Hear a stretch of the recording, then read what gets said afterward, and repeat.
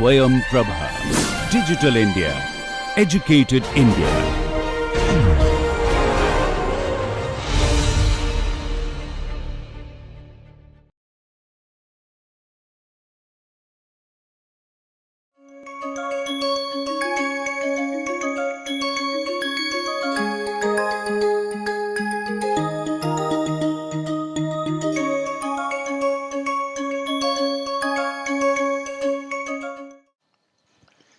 Hello everyone. Let's work out a few more problems today, and we will try to look at some other concepts especially related to LES in today's class. So problem number 10, let u of x have a Fourier transform of u hat of kappa so that the filtered velocity u bar has the Fourier transform u bar hat is g of hat kappa times u hat of kappa. Show that the Fourier transform of the residual u prime of x is u prime hat of kappa is the Fourier transform of u prime of x equal to 1 minus g hat of kappa times u hat of kappa. Okay, so let's see. Let's start with the first part. Okay, now, first part. If I take a Fourier transform of the residual, right? So I will have u prime hat of kappa. That is going to be equal to basically the Fourier transform of u of x, isn't it? By definition. The Fourier transform is defined as a Fourier operation applied on u of x. Okay, which is now, if I define the residual as f of the instantaneous, the random variable minus the filtered variable, isn't it? That's how it is defined by definition of LES, right? That's the filter decomposition. So then all I need to do is take f of u of x separately and f of u bar of x separately. I would like to put a flower bracket or a double bracket where I'm taking the Fourier transform. Right? So now this Fourier transform of the velocity by definition is this one here. The transfer function multiplied by u hat of kappa. Isn't it?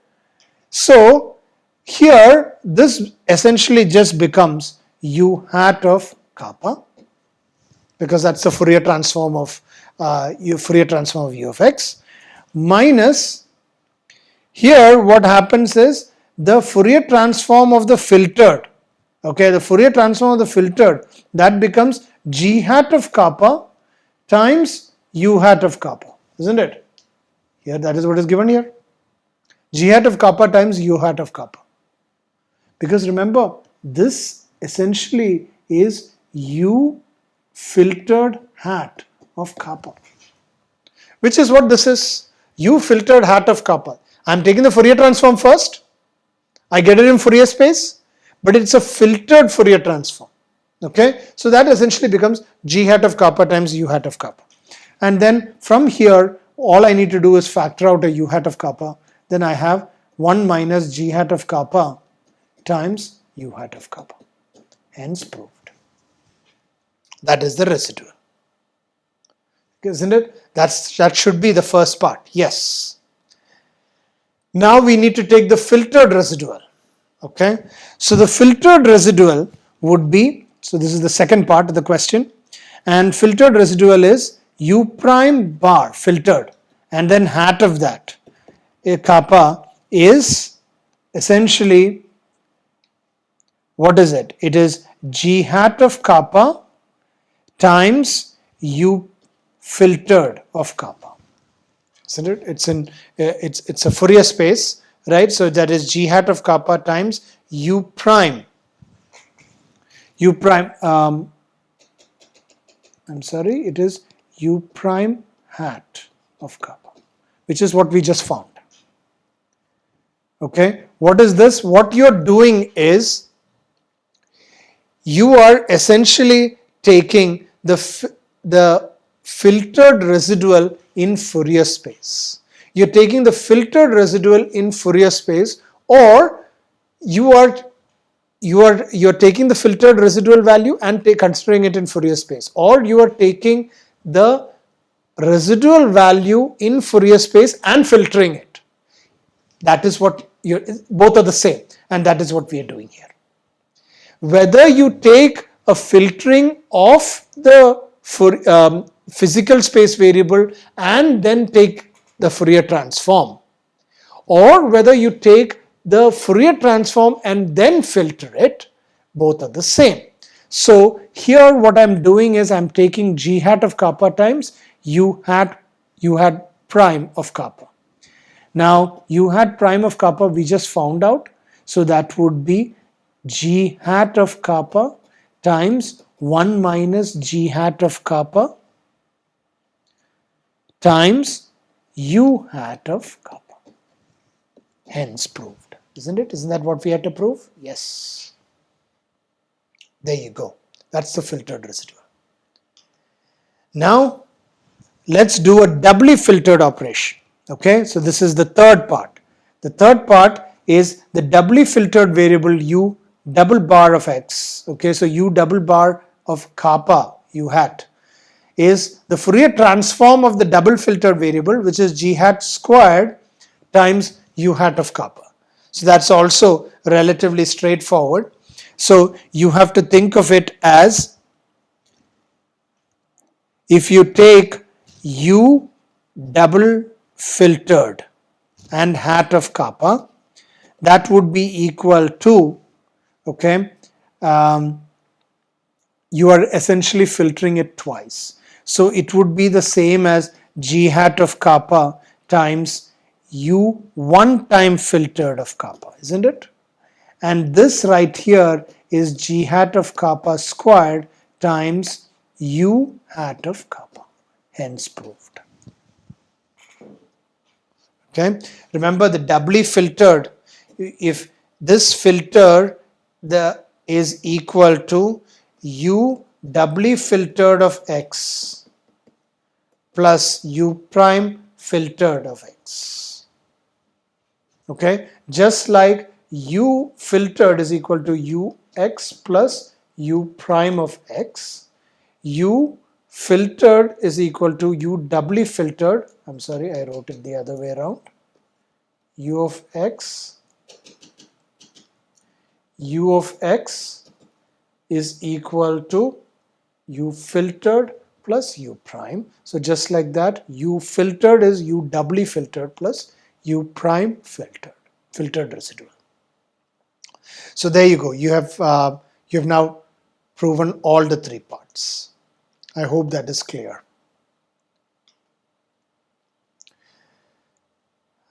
Let's look at problem number 11. Okay, so problem number 11, consider high Reynolds number homogeneous isotropic turbulence and an isotropic filter of width delta and characteristic wave number of Kc equals pi over delta. The kinetic energy of the residual motions is given by K of R, right? K of R equal to Kr average is equal to 0 to infinity 1 minus G hat of kappa squared times E of kappa d kappa. Okay, E of kappa d kappa. So let's see. And for the first part of the question is, for the sharp spectral filter with a cutoff Kc in the inertial subrange, use the Kolmogorov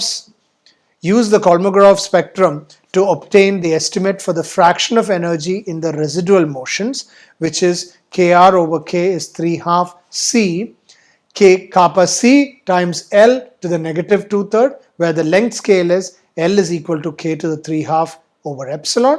That's the first part. So let's do the first part first. All right. The first part. Okay. Now what we know is that G hat of kappa by definition is equal to, and this is a sharp spectral filter as is given in the problem, so it would be 0 and 1. 0 when magnitude of kappa is less than kappa C, greater than kappa C, right? Because you are cutting it off. greater than or equal to kappa C, and magnitude of kappa is less than kappa C, it is equal to 1. That's a sharp spectral filter. So now if you consider Kr, which is the residual motions, and I'll go to the definition of Kr, which is this one right here. You are using the Kolmogorov spectrum for E of kappa. Okay, you are using the Kolmogorov spectrum. So what is happening is, remember, I have 1 minus g hat of kappa. I have 1 minus g hat of kappa squared. G hat of kappa is 1 until Kc, and after Kc it is 0. So when I take 1 minus g hat of kappa squared, I am taking everything after kappa C. I am taking everything after kappa C. So my integral is going to go from Kc to infinity, isn't it? Because after kappa C it is 0. G hat is 0, and you are taking 1 minus that, isn't it? So when you do 1 minus 1, it becomes 0. So less than kappa C, it becomes 0. That function becomes 0. Then you have the Kolmogorov spectrum, which is C epsilon to the 2/3 kappa to the minus 5/3 d kappa. This is what you have.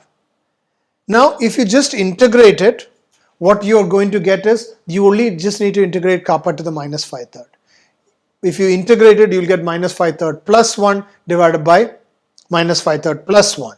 So then you will have minus 3/2, okay, C epsilon to the 2/3, because all those are constants, and then you have kappa to the minus 2/3, isn't it? Kappa to the minus 2/3 going from kappa C to infinity. So if you just plug everything in, what you will get is 3/2. The minus will go away. You will get 3/2 C epsilon to the 2/3 kappa C to the minus 2/3. That is what you will get as Kr. Now here what I'm going to do is, so I'm not done yet, right? I need to get the ratio of the residual kinetic energy to the total kinetic energy. But I will use this this particular definition of the integral length scale, which is k to the 3/2 over epsilon. Okay, k to the 3/2 over epsilon. So then what I have is Kr over k, isn't it? Kr over k. Okay, so then I will have 3/2. Okay, so then I'll have 3/2, and I will use the definition of L. Where is it? Yeah, L is equal to k to the 3/2 over epsilon. So instead of epsilon, I can write it as k to the 3/2 over L. So I will have C times instead of epsilon, I'll have k to the 3/2 over L. So that is L to the 3/2, this whole thing raised to 2/3, and then Kc to the minus 2/3, isn't it? So k to the 3/2 and 2/3, it becomes k, and then you will have L to the 3/2, so that will become Kc. So then essentially what you're going to get is 3/2 C kappa C L to the, you will get L to the 2/3, minus 2/3.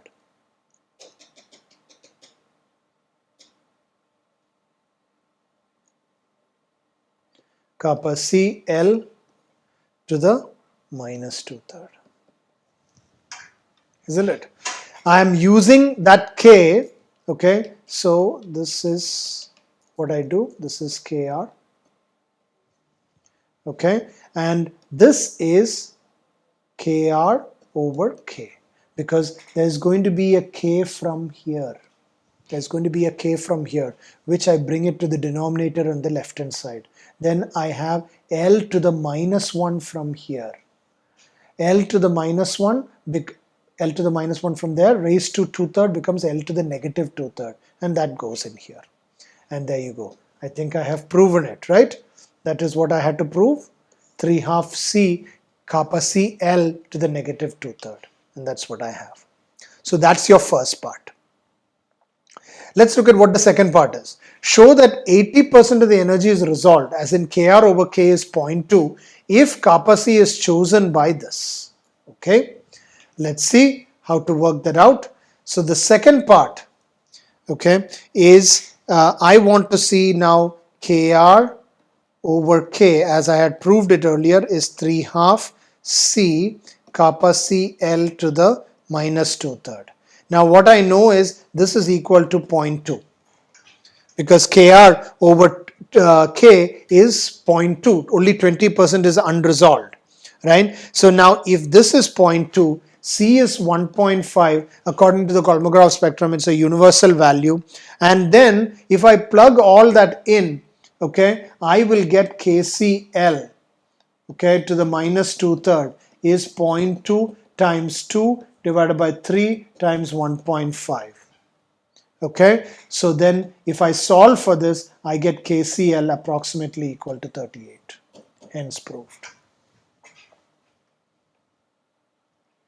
Okay, I can easily show that. That's just algebra, right? So that's your second part. And my third part, okay, using the relations LEI is equal to 1/6 L11 and L11 is equal to 0.43 L, show that the corresponding filter width is this much. Okay, let's see how to work that out. So here what I do is, if LEI is equal to 0.43 over 6L. How do I get that? Because I have been given these two relationships. So instead of L11, I put in 0.43L, and then I get LEI is equal to 0.43 over 6L for high Reynolds number turbulence, and I know kappa C is pi over delta, right, by definition. So if I want to do delta over LEI, okay, if I want to do just delta over LEI, I just use these two relationships and I will get delta over LEI is 6 pi over 0.43, and then there will be a kappa C and there will be an L, isn't it? Delta over LEI. So I just basically divide these two, or in this particular case multiply these two equations, right, and then invert it. That's essentially what I get. So 6 pi over 0.43 kappa CL. And now kappa CL is approximately equal to 38. If I plug that value in, I get this value to be approximately 1.16. So delta over LEI is 1.16. Okay, and hence proved, right? That is what I had to prove. It's proved. Okay, so I hope this was clear too. One last problem, which is problem number 12. This has to do with PDFs and CDFs as well.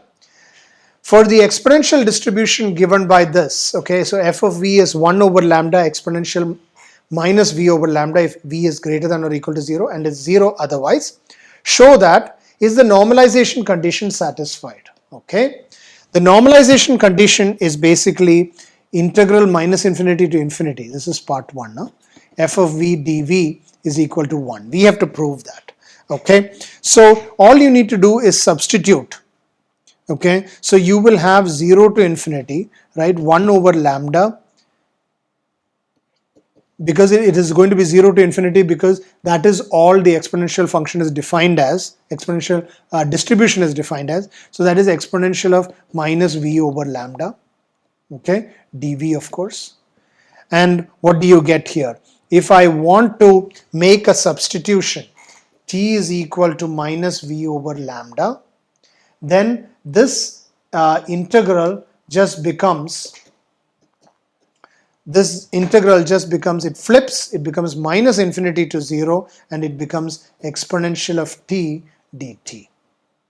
Okay, which is exponential of t is just exponential of t, and the answer comes out to be 1 when you integrate it between 0 and minus infinity. Okay, answer comes out to be 1, hence proved. That's your first part. What is the second part? You have to show that the mean value is equal to lambda. Okay, the mean value is equal to lambda. So by definition, the mean value is integral minus infinity to infinity. In this case, it will only be 0 to infinity, but I want to write the general definition, so that is minus infinity to infinity v of f of v dv. So using that definition, right, using that definition, what will I write? I will write it as 0 to infinity. I will write v over lambda, and I will get exponential minus v over lambda dv, isn't it? V over lambda, because it is 1 over lambda, isn't it? So v over lambda exponential minus v over lambda. Again, I make the substitution of t is equal to minus v over lambda, and then what this becomes is, this actually becomes minus infinity to 0, because I've made that substitution. I will have a negative lambda on the outside, and I'll have t exponential of t dt. I just have to integrate this by parts. We have done this multiple times, right? Previously. If you just integrate this by parts, okay, what you get is, you will get the value of lambda, and use minus infinity to 0, you will get lambda. Okay, so hence proved. That is your second part. The third part is u of n equals n factorial times lambda n, as in the nth moment. U of n, okay, so this is the third part, which is u of n is n factorial. Okay, so let's first find out what would it be. It would be 0 to infinity, because the function only exists from 0 to infinity. You would get v of n over lambda. The 1 over lambda comes because it is there in the exponential distribution, and then you have exponential of minus v over lambda dv, isn't it? Now what happens is, if you just integrate by parts, what you will get is 0 to infinity. Okay, you will actually get first times the integral of the second, right? So you will get v of n exponential minus v over lambda minus the derivative of the first one, so that is n v to the n minus 1 exponential minus v over lambda, and this is dv, integral, like this. Eventually, when you work it out, what you will get is, because what ends up happening is, here you will have n v to the n minus 1 exponential v over lambda, and then here you will get v to the n exponential minus v over lambda. So then what will end up, you will end up getting n times 0 to infinity v to the n minus 1 exponential minus v over lambda dv.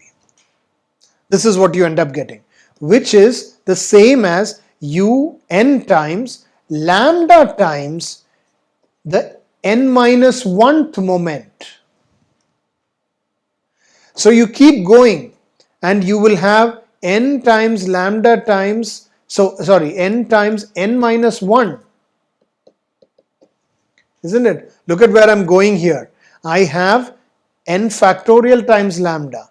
So what I'll have is n times n minus 1 times lambda squared times u n minus 2th moment. You keep going like that, eventually you will get n factorial times lambda to the n. Hence proved. So I hope that is clear. This is just integration by parts. This is what you will get. Okay. Now for the fourth part, which is the CDF, f of v, you need to prove that it is 1 minus exponential minus v over lambda if v is greater than 0, and 0 if v is less than or equal to 0.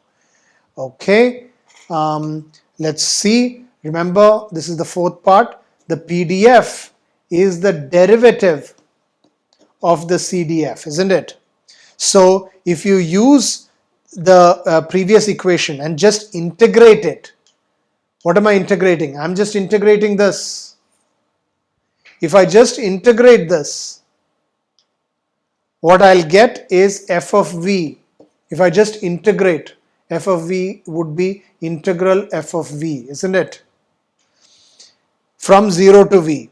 Then what I get is f of v is equal to, I'm integrating with respect to v, okay?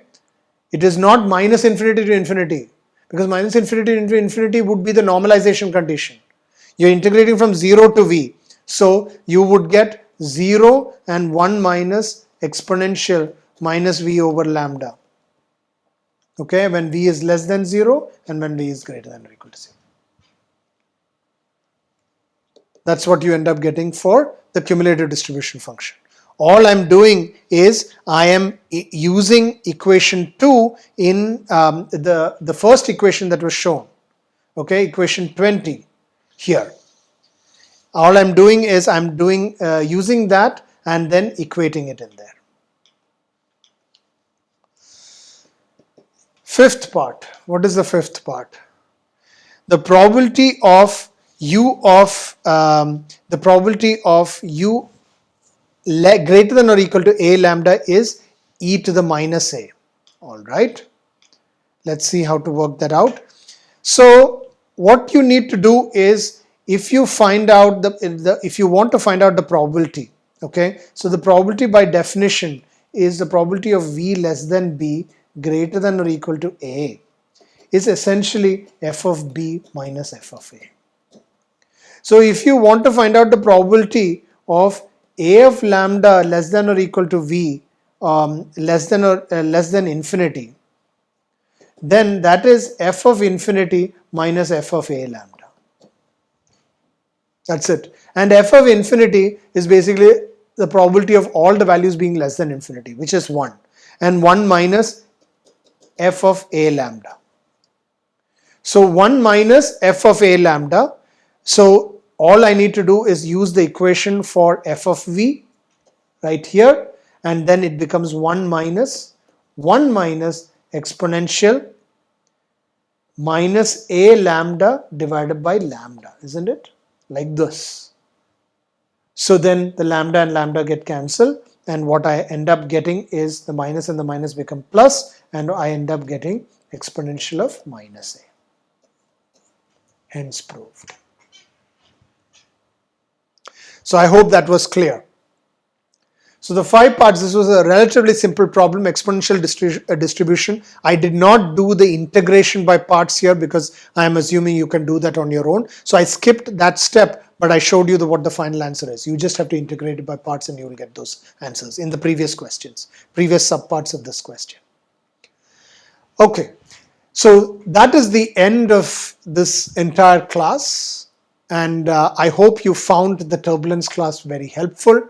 We went through quite a few concepts related to the physics of turbulence and the modeling part of turbulence, simulating turbulence in terms of direct numerical simulation. We touched upon some concepts in the RANS approaches, especially related to the turbulent viscosity hypothesis, but we did not cover a lot of RANS methods in this particular class.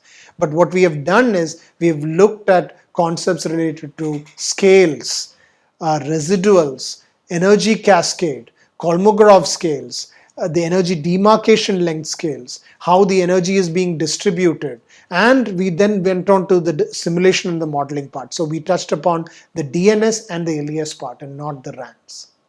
Finally, we have had a chance to work out a few problems, and I hope you found this interesting and helpful. Thank you all for paying attention to this class. Thank you again.